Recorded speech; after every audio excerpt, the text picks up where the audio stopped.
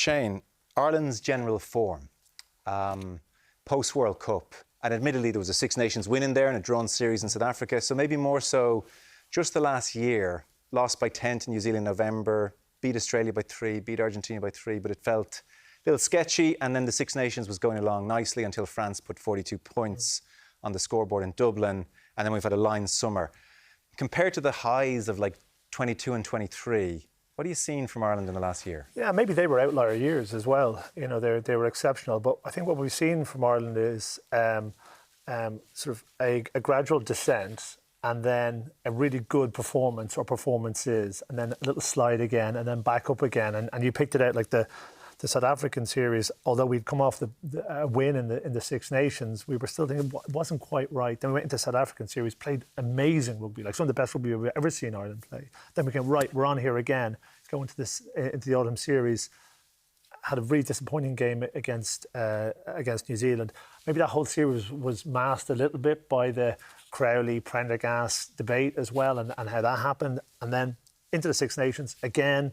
Listen, you know, a very good start to the Six Nations, but a disappointing finish. So, you know, what we need is a slightly higher consistency from what Ireland, and a higher elevated type of play. And this is the starting point. And very often, Andy Farrell has been able to inspire teams to deliver a performance in just this type of scenario.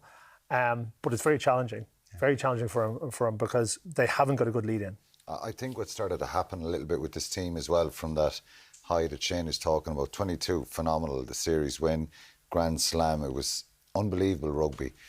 I think teams at post-World Cup started to target Ireland and say, how do we stop them at source?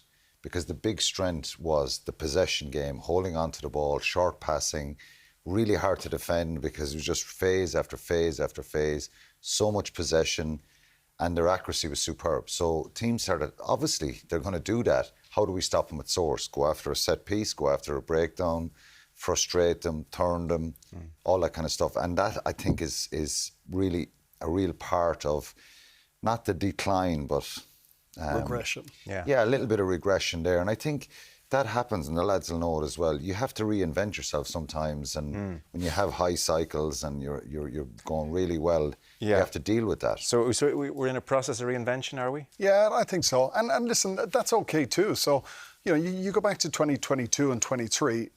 I genuinely think that this Irish team peaked for the World Cup. Okay, they didn't get past the quarterfinal and all of that stuff, but that team played the best rugby that I have ever seen from an Irish rugby team. So it's fair that, you know, we're in the mid-cycle of a World Cup now and they've got to reinvent themselves. And the game is changing a little bit too. Okay, so you brought in new kick laws in the last 18 months, which has had a big impact on the game. You know, set piece attack has not become as important now, maybe as counter-attack and counter-attacking off transitional play. So, you know, that will force this team to find different ways to play too. Okay.